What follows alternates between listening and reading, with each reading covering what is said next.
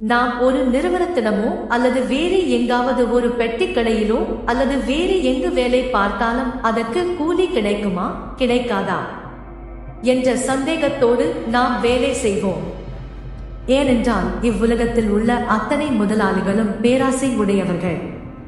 அந்த முதலாளி நமக்கு நாம் செய்த வேலைக்கு கூலி தந்துவிட்டால் சந்தோஷம், அதுவே தொழிலில் நஷ்டம், அதனால் சம்பளம் பிற்பாடு வாங்கிக் கொள்ளலாம் என்று சொல்லிவிட்டார். சிந்தித்துக் கொள்ளுங்கள். ஆனால் நீங்கள் செய்த வேலைக்கு கூலியே ஏமாற்றாத ஒரு முதலாளியை பற்றி உங்களுக்கு சொல்லட்டுமா? நான் என்ன சொல்வது? அந்த முதலாளியே உறுதிமொழி தருகிற வார்த்தையை கூறுகிறான் கேள்.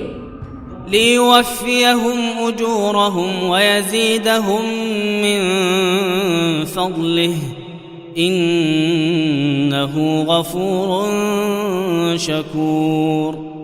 அல்லாஹ் அவர்களுக்கு அவர்களுடைய கூலியை பூரணமாகவே கொடுத்து தன் அருளை மேலும் அதிகமாகவும் அவர்களுக்கு கொடுப்பான். நிச்சயமாக அவன் மிக்க மன்னிப்பவன், நன்றி அறிபவன். அல்-குர்ஆன் பாகம் 35 வசனம் 30. இவ்வசனத்தின் நீதி கருத்து என்னவென்றால், இறைவனை வணங்கினால் நிச்சயம் சன்மானம் கிடைக்கும் என்பதேயாகும்.